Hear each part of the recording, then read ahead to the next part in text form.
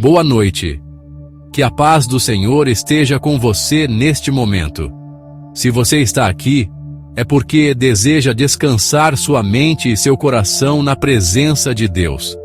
Às vezes, você teve um dia difícil, passou por momentos ruins e cheio de desafios e pensamentos que insistem em ocupar sua mente. Mas tenha fé e, com um coração arrependido e sincero, peça perdão a Deus. Vamos juntos entrar na presença do Senhor e encontrar um sono tranquilo e restaurador.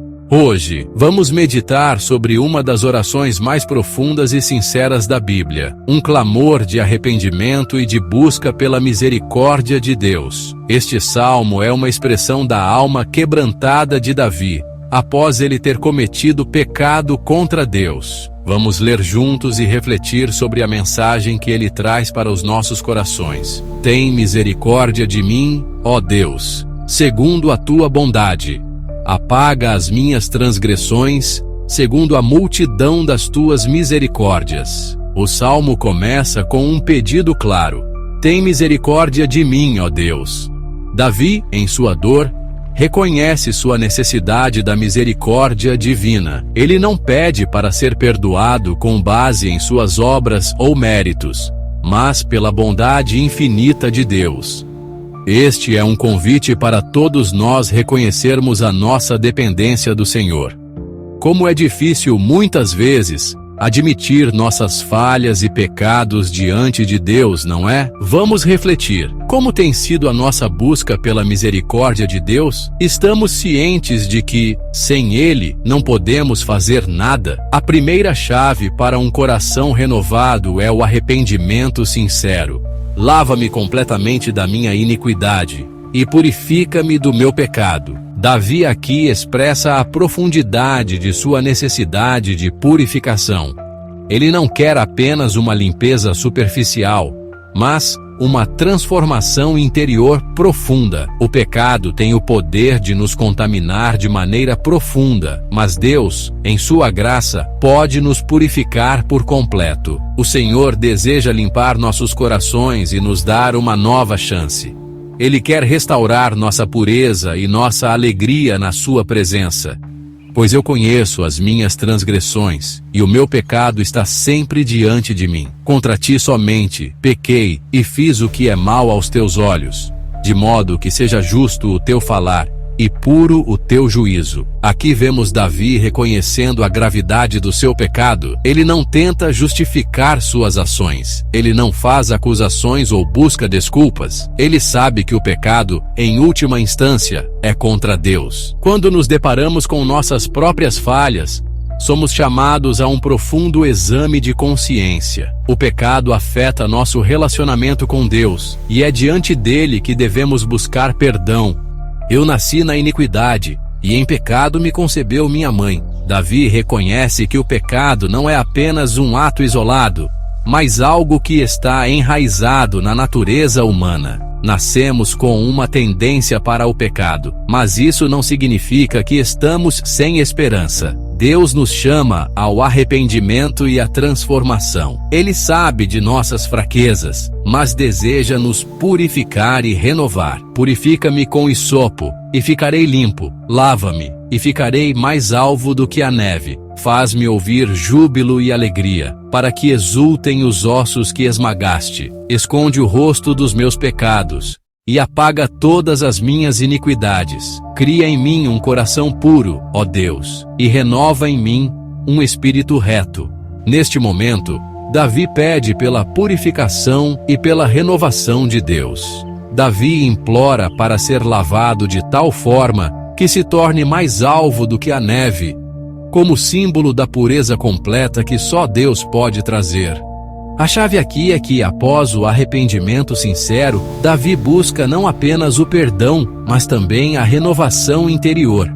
Ele não quer ser apenas perdoado, mas transformado. Deus não só apaga os nossos pecados, mas Ele nos dá um coração novo, cheio de pureza e um espírito reto, que busca viver de acordo com a sua vontade. Restitui-me a alegria da tua salvação, e sustém-me com um espírito voluntário. Aqui vemos que a restauração não é apenas a eliminação da culpa, mas o retorno à alegria da salvação. O pecado nos rouba a paz, mas quando somos perdoados, a verdadeira alegria é restaurada em nossos corações. O espírito que Deus dá não é de opressão, mas de liberdade e prazer na sua presença. O Salmo 51 nos ensina a importância de sermos sinceros em nosso arrependimento e de buscarmos em Deus a purificação e a renovação que só Ele pode oferecer. Quando nos achegamos a Ele com um coração contrito, Ele nos perdoa e nos transforma, restaurando nossa alegria e nossa paz. Que possamos, assim como Davi, clamar pela misericórdia de Deus e permitir que Ele crie em nós um coração puro e um espírito renovado. Que a nossa vida reflita a graça que recebemos e que possamos sempre nos aproximar de Deus com sinceridade e humildade. Olá, pessoal! Hoje quero falar com vocês sobre algo incrivelmente importante: a segunda vinda de Cristo. Estão preparados? A palavra de Deus nos ensina que Jesus Cristo retornará. Ele mesmo nos prometeu: "E, se eu for e vos preparar lugar, virei outra vez, e vos levarei para mim mesmo, para que onde eu estiver, estejais vós também." João 14:3. Essa promessa está se desenrolando diante dos nossos olhos. Olhem ao redor. Profecias estão se cumprindo, e os sinais estão por toda parte. A hora está próxima. Jesus nos disse claramente os sinais da sua vinda. "E ouvireis de guerras e de rumores de guerras. Olhai, não vos assusteis, porque é mister que isso tudo aconteça, mas ainda não é o fim." Mateus 24:6. Guerras, terremotos, fomes, pestes. O mundo está em caos, exatamente como ele previu. E o que vemos hoje? A humanidade está se afastando cada vez mais de Deus. O pecado está aumentando e o amor está esfriando. Isso também foi predito, e por se multiplicar a iniquidade, o amor de muitos esfriará. Mateus 24:12. Estamos vivendo nos últimos dias. Muitos se desviaram de Deus, esqueceram do seu Criador, buscando riquezas e prazeres passageiros, negligenciando a eternidade. Mas sua palavra nos chama ao arrependimento. Se o meu povo, que se chama pelo meu nome, se humilhar e orar e buscar a minha face e se converter dos seus maus caminhos, então eu ouvirei dos céus e perdoarei os seus pecados e sararei a sua terra. 2 Crônicas 7:14. Mas não temam, pois para aqueles que esperam no Senhor, este será um dia glorioso. Está escrito: "Então aparecerá no céu o sinal do Filho do Homem, e todas as tribos da terra se lamentarão, e verão o Filho do Homem vindo sobre as nuvens do céu, com poder e grande glória." Mateus 24:30. Ele não virá como um cordeiro, mas como o Rei dos Reis, o Senhor dos Senhores, com um exército celestial ao seu lado. E quanto àqueles que rejeitaram o seu chamado, a palavra de Deus é clara. Quando o Filho do Homem vier em sua glória, e todos os santos anjos com ele, então se assentará no trono da sua glória. E todas as nações serão reunidas diante dele, e apartará uns dos outros, como o pastor aparta dos bodes as ovelhas. Mateus 25:31-32. Os fiéis entrarão no reino de Deus, mas aqueles que rejeitaram a verdade enfrentarão a condenação. Apartai-vos de mim, malditos, para o fogo eterno, preparado para o diabo e seus anjos. Mateus 25:41. Não podemos brincar com a eternidade. Irmãos e irmãs, o tempo está se esgotando. Jesus disse: "Eis que cedo venho. Retém o que tens, para que ninguém tome a tua coroa." Apocalipse 3:11. O mundo pode zombar, pode dizer que isso é história, mas a palavra de Deus nunca falha. Ele virá. Vocês estão preparados? Se Jesus voltasse hoje, você estaria preparado para encontrá-lo? Não espere o amanhã, porque o amanhã pode não chegar. Entregue sua vida a Cristo agora. Preparem-se, vigiem e orem, pois Jesus virá. e não sabemos o dia nem a hora. Mas para os fiéis, ele virá como o Rei da Glória. O apóstolo Paulo nos diz: num momento, num abrir e fechar de olhos, ante a última trombeta, porque a trombeta soará, e os mortos ressuscitarão incorruptíveis, e nós seremos transformados. 1 Coríntios 15:52. Este será um dia glorioso para aqueles que pertencem a Cristo. Desde o princípio, Deus criou todas as coisas com perfeição. Ele criou os céus, a terra, os animais e, por fim, o ser humano, feito à sua imagem e semelhança. Mas se Deus é perfeito e todo-poderoso, por que ele permitiu que o primeiro casal, Adão e Eva, pecassem? Qual foi o ensinamento que ele quis nos transmitir com isso? A Bíblia nos diz que Deus criou Adão e Eva para terem comunhão com ele. Em Gênesis, capítulo 2, versículos 15 a 17, está escrito: Tomou, pois, o Senhor Deus o homem, e o pôs no jardim do Éden para o lavrar e o guardar. E ordenou o Senhor Deus ao homem, dizendo: De toda árvore do jardim comerás livremente, mas da árvore do conhecimento do bem e do mal, dela não comerás, porque no dia em que dela comeres, certamente morrerás. No jardim do Éden, tudo era harmonia. Eles podiam desfrutar de tudo, exceto de um único fruto, o fruto da árvore do conhecimento do bem e do mal. Mas por quê?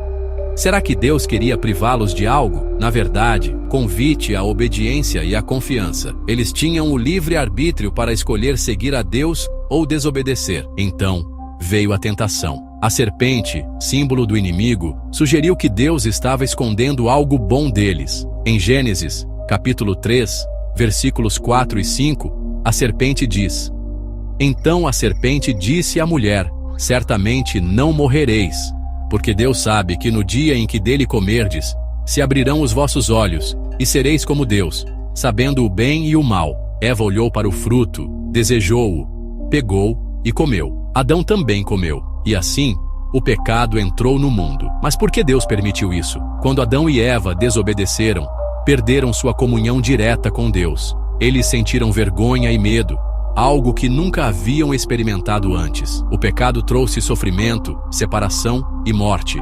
Em Romanos capítulo 6, versículo 23, lemos: Porque o salário do pecado é a morte, mas o dom gratuito de Deus é a vida eterna. Mas Deus não os abandonou. Naquele mesmo momento, ele já preparava um plano de redenção. Deus poderia ter criado seres que nunca pecassem, mas isso significaria que eles não teriam liberdade, e o verdadeiro amor só existe quando há escolha. Mesmo após o pecado, Deus fez algo extraordinário. Ele prometeu um Salvador. Em Gênesis capítulo 3, versículo 15, Deus diz à serpente: E porei inimizade entre ti e a mulher, e entre a tua descendência e a sua descendência. Esta te ferirá a cabeça, e tu lhe ferirás o calcanhar. E mais para frente vemos que esse Salvador é Jesus Cristo. Jesus veio ao mundo para pagar o preço do pecado e nos dar uma nova chance de viver em comunhão com Deus. João capítulo 3, versículo 16. Nos lembra: porque Deus amou o mundo de tal maneira que deu o seu Filho unigênito, para que todo aquele que nele crê não pereça, mas tenha a vida eterna. Conclusão: o aprendizado para nós. A história de Adão e Eva nos ensina 3 lições importantes. Deus nos deu liberdade para escolher, mas cada escolha tem uma consequência. O pecado nos afasta de Deus, mas ele sempre nos oferece um caminho de volta. O maior ato de amor foi a vinda de Jesus, para que pudéssemos ter uma nova vida nele. E lembre-se, Deus criou o ser humano à sua imagem e semelhança, o que significa que Deus nos deu a capacidade de escolher. Se ele tivesse criado seres que apenas obedecem sem questionar, não seríamos livres, seríamos como robôs. O amor e a obediência só têm valor verdadeiro quando são escolhidos livremente. Hoje temos a oportunidade de escolher confiar em Deus e seguir seu caminho. Ele nos chama para perto, não com imposição, mas com amor. Qual será a nossa escolha? Não esqueça, por favor, de se inscrever no canal, ativar o sininho e deixar o like. E tchau, e a paz do Senhor Jesus esteja com todos. Se você não conseguiu dormir, vamos ler alguns capítulos da Bíblia para você ficar tranquilo. Vamos ler Salmos 31. Em Ti, Senhor, Confio, nunca me deixes confundido. Livra-me pela tua justiça. Inclina para mim os teus ouvidos, livra-me depressa. Sê a minha firme rocha, uma casa fortíssima que me salve. Porque tu és a minha rocha e a minha fortaleza. Assim, por amor do teu nome, guia-me e encaminha-me. Tira-me da rede que para mim esconderam, pois tu és a minha força. Nas tuas mãos encomendo o meu espírito. Tu me redimiste, Senhor Deus da verdade. Odeio aqueles que se entregam a vaidades enganosas. Eu, porém, confio no Senhor. Eu me alegrarei e regozijarei na tua benignidade, pois consideraste a minha aflição. Conheceste a minha alma nas angústias, e não me entregaste nas mãos do inimigo. Puseste os meus pés num lugar espaçoso. Tem misericórdia de mim, ó Senhor, porque estou angustiado. Consumidos estão de tristeza os meus olhos, a minha alma e o meu ventre. Porque a minha vida está gasta de tristeza, e os meus anos de suspiros.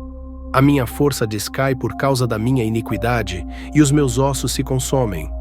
Fui opróbrio entre todos os meus inimigos, até entre os meus vizinhos, e horror para os meus conhecidos.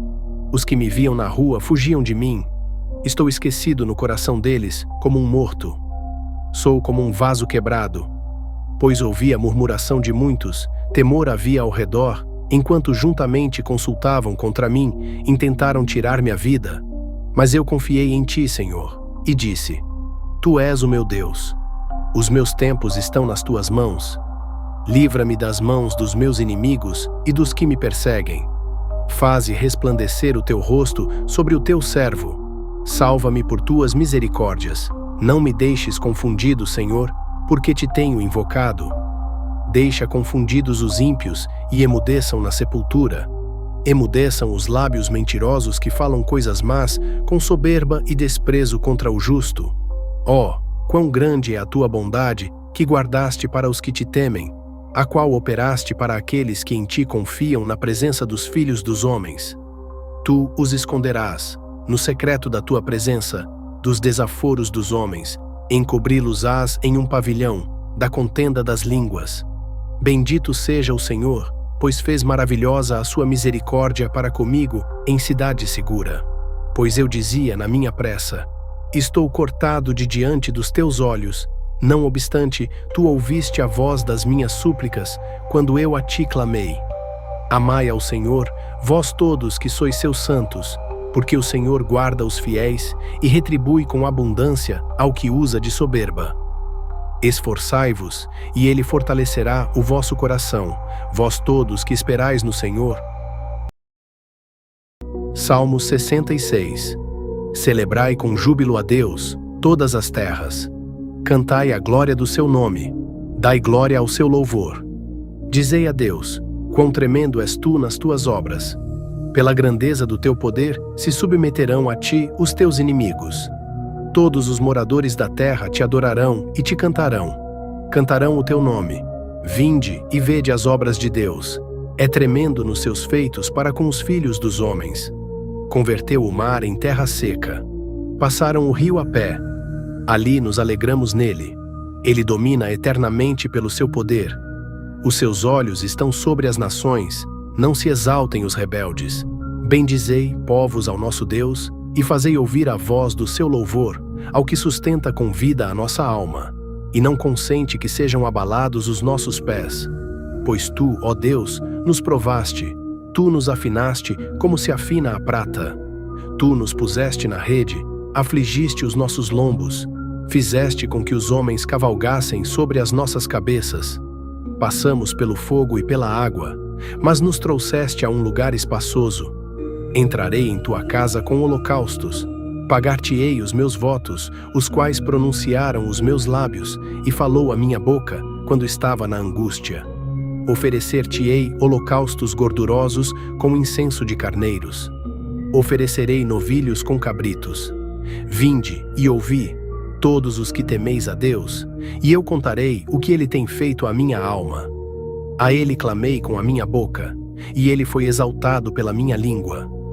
Se eu atender à iniquidade no meu coração, o Senhor não me ouvirá. Mas, na verdade, Deus me ouviu. atendeu à voz da minha oração. Bendito seja Deus, que não rejeitou a minha oração, nem desviou de mim a sua misericórdia. Agora vamos ler os Salmos 44. Ó Deus, nós ouvimos com os nossos ouvidos, e nossos pais nos têm contado a obra que fizeste em seus dias, nos tempos da antiguidade. Como expulsaste os gentios com a tua mão e os plantaste a eles, como afligiste os povos e os derrubaste, pois não conquistaram a terra pela sua espada, nem o seu braço os salvou, mas a tua destra e o teu braço, e a luz da tua face, porquanto te agradaste deles. Tu és o meu rei, ó Deus. Ordena salvações para Jacó. Por ti venceremos os nossos inimigos. Pelo teu nome pisaremos os que se levantam contra nós. Pois eu não confiarei no meu arco, nem a minha espada me salvará.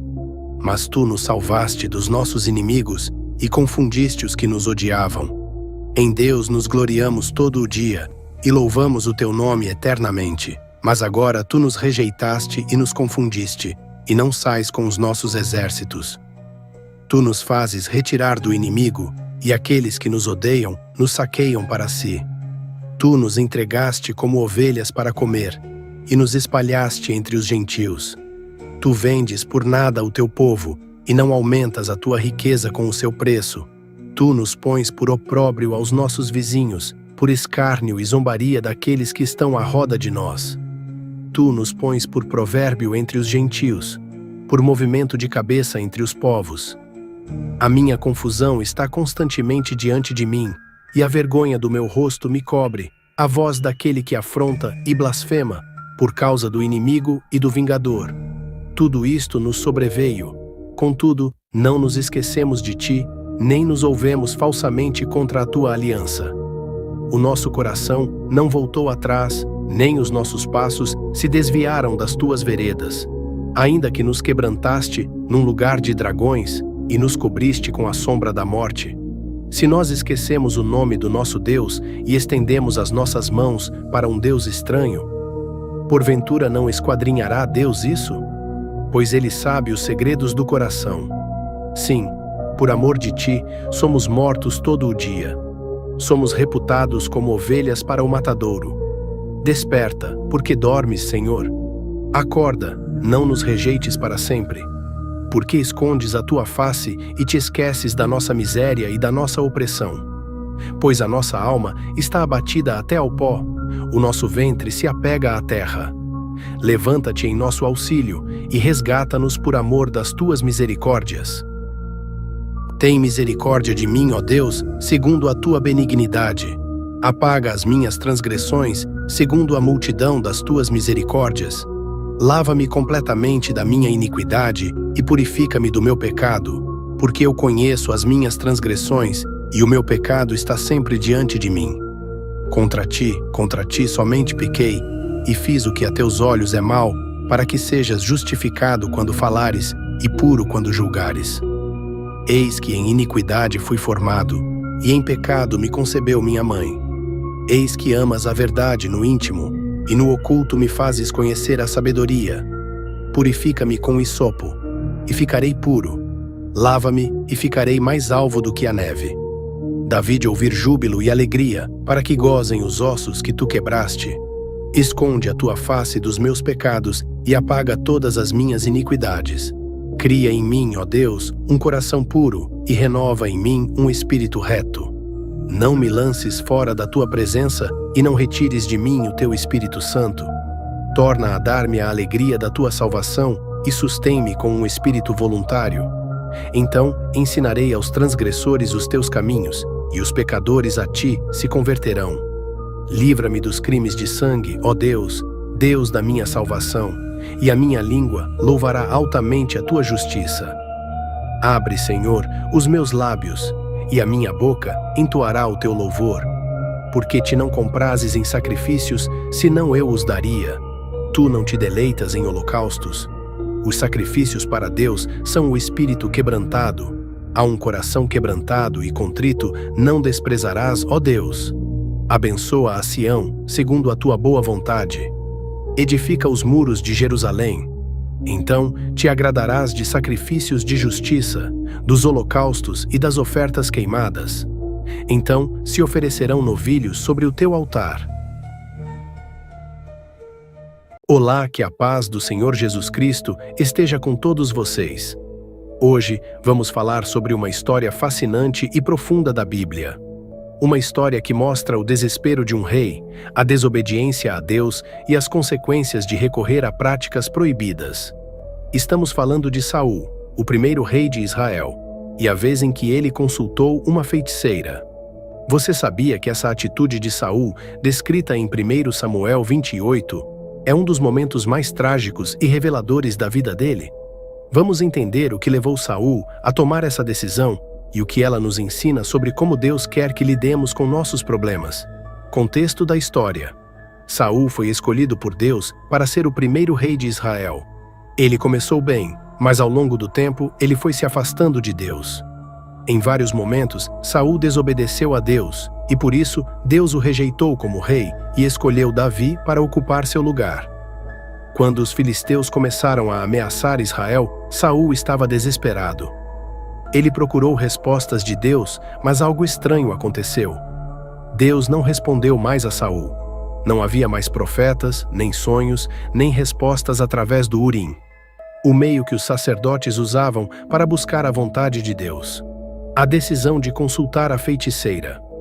Em meio ao desespero, Saul tomou uma decisão que mudou tudo.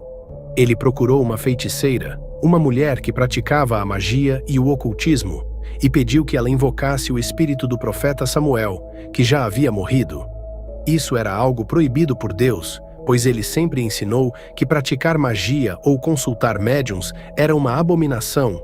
Em Deuteronômio 18, 11 a 12, diz assim: nem encantador, nem quem consulte a um espírito adivinhador, nem mágico, nem quem consulte os mortos, pois todo aquele que faz tal coisa é abominação ao Senhor. E por estas abominações, o Senhor teu Deus os lança fora de diante de ti. Saul, sabendo disso, se disfarçou e foi até a cidade de Endor, onde essa feiticeira vivia. Ele estava tão desesperado que foi contra os próprios princípios que ele, como rei de Israel, deveria defender. Quando ele pediu para ela trazer o espírito de Samuel, algo surpreendente aconteceu. Samuel apareceu, e isso deixou a feiticeira assustada, pois ela percebeu que algo além do normal estava acontecendo. O que Samuel disse a Saul? Samuel, ao aparecer, repreendeu Saul de maneira dura, dizendo que Deus já o havia rejeitado e que seu reinado estava acabado. Ele também revelou que Saul e seus filhos morreriam na batalha contra os filisteus no dia seguinte. Em 1 Samuel 28, 16 a 19, diz assim: então Samuel disse: por que me consultas, visto que o Senhor se afastou de ti e é teu inimigo? O Senhor fará contigo como falou por meu intermédio. O Senhor rasgará o reino da tua mão e o dará a teu próximo, a Davi. E amanhã tu e teus filhos estareis comigo. Lições importantes dessa história. Primeira lição: a desobediência a Deus tem consequências. Saul foi escolhido por Deus para ser rei, e no início ele seguiu os caminhos do Senhor. Mas com o tempo, ele começou a desobedecer a Deus em várias ocasiões. Saul não seguiu as instruções de Deus de maneira completa e passou a confiar mais em si mesmo do que em Deus. O pecado de desobediência é sempre grave, porque nos afasta de Deus, que é nossa fonte de vida e sabedoria. Quando ignoramos a voz de Deus, enfrentamos consequências dolorosas, assim como Saul, que perdeu sua realeza e a proteção de Deus. Isso nos ensina que nossa obediência é fundamental para viver em paz com Deus e para receber suas bênçãos. Segunda lição: Deus não responde ao desespero sem arrependimento genuíno. Quando Saul se encontrou em um momento de crise, ele procurou uma resposta, mas não com um coração sincero e arrependido. Em vez de se humilhar diante de Deus e pedir perdão por seus pecados, ele procurou soluções erradas, como consultar uma feiticeira. Ele estava desesperado e queria uma resposta rápida, mas no fundo não estava disposto a voltar ao caminho certo. A verdadeira resposta de Deus só chega quando estamos dispostos a nos arrepender e a buscar sua vontade com um coração sincero. Terceira lição: consultar o ocultismo é uma grave abominação para Deus. A Bíblia é clara ao afirmar que práticas como feitiçaria, magia e consultas ao oculto são uma abominação para Deus. Essas práticas não apenas são proibidas, mas também nos afastam do Senhor e nos levam a caminhos perigosos.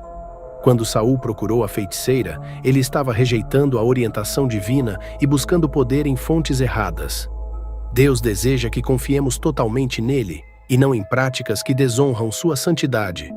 Nos dias de hoje, é importante refletirmos sobre como lidamos com nossos próprios problemas. Devemos confiar em Deus e não buscar respostas que nos afastem de sua luz. Portanto, a história de Saul nos ensina a importância de viver em obediência a Deus, a necessidade de buscar a sua resposta com um coração sincero e arrependido. Além disso, devemos confiar que, apesar das dificuldades e do mal ao nosso redor, Deus está sempre no controle e tem um plano para nossas vidas, mesmo quando não entendemos o que está acontecendo. Se você está passando por um momento de dificuldades, não recorra a soluções erradas, como Saul fez. Volte-se para Deus com humildade, arrependa-se, busque sua orientação na palavra e em oração. Ele sempre tem a resposta certa para aqueles que o buscam de coração puro.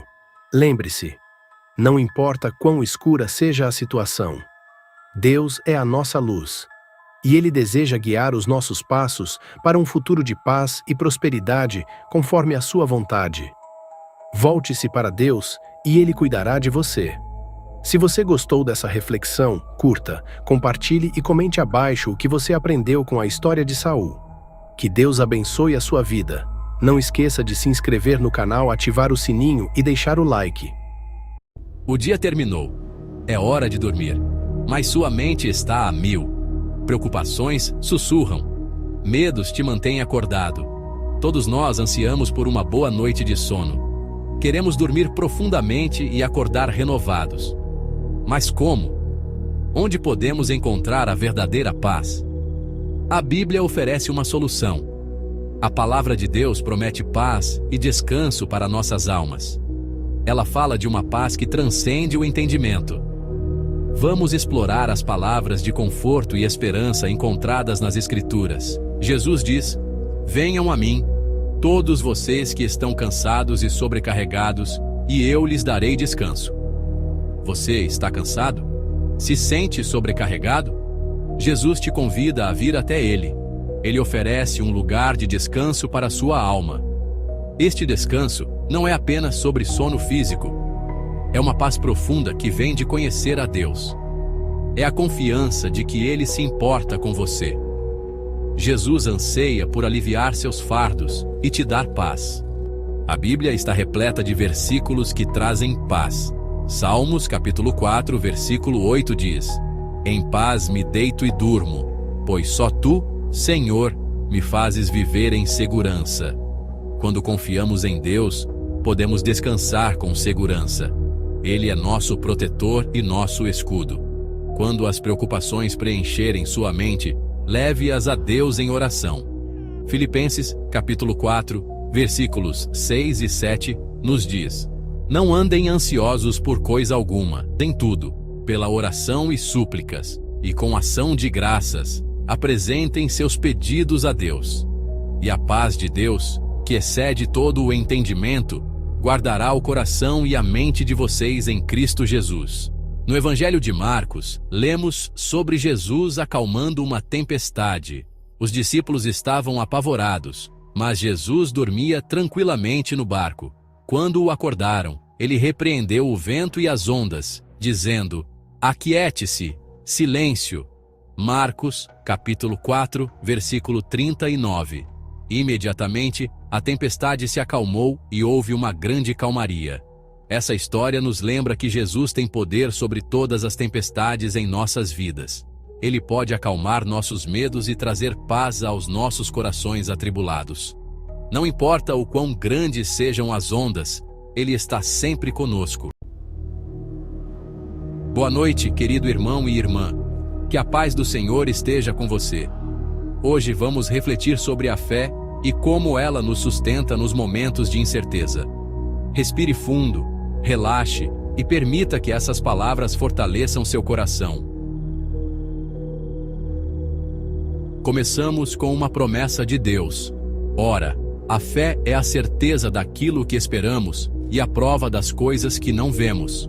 Hebreus 11, 1. A fé nos leva a confiar em Deus, mesmo quando não enxergamos o caminho. Vamos juntos meditar sobre isso. A fé é mais do que acreditar, é confiar plenamente no cuidado de Deus.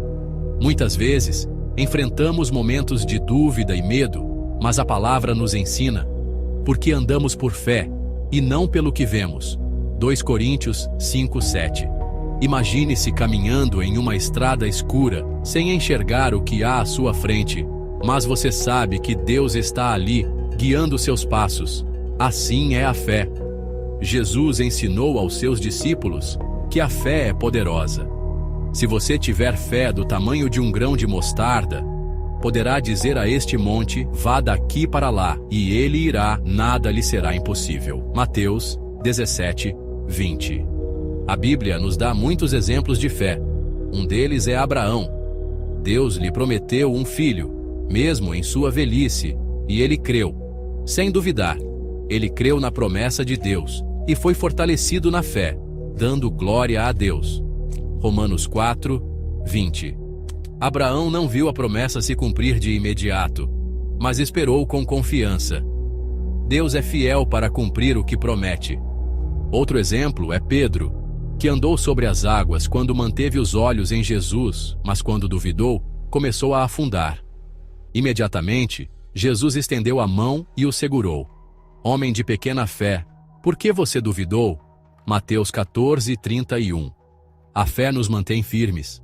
Quando olhamos para Jesus, encontramos força para seguir em frente. Agora, pense. Qual promessa de Deus você precisa lembrar hoje? Confie que Ele é fiel. Todos passamos por momentos de dor e sofrimento, mas Deus nos convida a confiar nele mesmo nesses tempos difíceis. Muitas são as aflições do justo, mas o Senhor o livra de todas. Salmo 34, 19. A fé nos ajuda a permanecer firmes, pois sabemos que Deus tem um propósito para cada situação. O apóstolo Paulo enfrentou dificuldades, mas declarou: posso todas as coisas naquele que me fortalece. Filipenses 4, 13. Quando você sentir que suas forças estão se esgotando, lembre-se de que Deus é sua fortaleza. Confie que Ele está trabalhando em sua vida. Agora respire fundo e entregue a Ele qualquer dor ou preocupação que você esteja carregando. A fé não apenas nos sustenta no presente, mas também nos dá esperança para o futuro. Deus tem um plano para cada um de nós. Porque sou eu que conheço os planos que tenho para vocês, diz o Senhor. Planos de fazê-los prosperar e não de lhes causar dano. Planos de dar a vocês esperança e um futuro. Jeremias 29, 11. Mesmo quando as coisas parecem incertas, podemos confiar que Deus está no controle. Como está escrito em Romanos 8, 28, sabemos que Deus age em todas as coisas para o bem daqueles que o amam, dos que foram chamados de acordo com o seu propósito. Seja qual for a situação que você está enfrentando, saiba que Deus tem um plano maior. Confie, persevere e mantenha sua esperança nele. Hoje, refletimos sobre a fé e como ela nos sustenta, nos fortalece nos momentos de aflição e nos dá esperança para o futuro. Que essa palavra fique em seu coração e traga paz. Tenha uma noite abençoada. Que sua fé continue crescendo e fortalecendo seu coração. Deus está com você. Você já se perguntou se estamos vivendo os últimos dias da humanidade? Será que as profecias do Apocalipse estão se cumprindo diante de nossos olhos? Hoje, vamos mergulhar no último livro da Bíblia, o Apocalipse, e explorar o que ele realmente nos diz sobre o fim dos tempos. Prepare-se para uma viagem, enquanto revelamos as mensagens escondidas que intrigam o mundo há mais de milênios. O livro do Apocalipse foi escrito pelo apóstolo João. A palavra Apocalipse vem do grego e significa revelação. Mais do que prever catástrofes, ele revela o plano de Deus para o fim do tempo e a vitória final de Cristo. Mas por que este livro é tão simbólico e difícil de entender? Ele usa imagens como dragões, bestas e o famoso número 666, que até hoje geram debates e interpretações. O Apocalipse e outros textos da Bíblia descrevem sinais que antecedem o fim dos tempos. Entre eles, Jesus em Mateus 24 fala sobre guerras, terremotos, pestes e o aumento da maldade. No Apocalipse, esses sinais aparecem como os 4 cavaleiros: a conquista, a guerra, a fome e a morte. A marca da besta, mencionada em Apocalipse 13, 16 a 18, é talvez o símbolo mais discutido. Muitos se perguntam: isso está relacionado à tecnologia moderna? Microchips? Ou algo mais simbólico? O Apocalipse fala da batalha final entre o bem e o mal, conhecida como Armagedon. Mas essa batalha não é apenas física, é também espiritual. E no clímax da história, o próprio Cristo retorna para derrotar as forças do mal e estabelecer um novo céu e uma nova terra, como descrito em Apocalipse 21. O Apocalipse não é apenas um livro de advertências, mas de esperança. Ele nos lembra que Deus está no controle e que o fim é apenas o começo de uma nova era para aqueles que confiam nele. Portanto, em vez de viver com medo, devemos viver preparados, buscando um relacionamento mais próximo com Deus e praticando o amor ao próximo. O Apocalipse é um convite para refletirmos sobre nossas vidas e sobre o propósito maior de Deus. Se você gostou deste vídeo, deixe seu like, compartilhe com amigos e se inscreva no canal para mais conteúdos como este. Vamos juntos explorar os mistérios da Bíblia e fortalecer nossa fé. Bom, chegamos ao fim. Espero que todos vocês tenham bons sonhos e que a paz do nosso Senhor Jesus Cristo esteja com cada um de vocês. Agora, antes de terminar, vamos orar a oração que Jesus ensinou para nós. Pai nosso, que estás nos céus, santificado seja o teu nome. Venha o teu reino, seja feita a tua vontade, assim na terra como no céu. O pão nosso de cada dia nos dá hoje, e perdoa-nos as nossas dívidas, assim como nós perdoamos aos nossos devedores. E não nos conduzas à tentação, mas livra-nos do mal, porque teu é o reino, e o poder, e a glória, para sempre. Amém.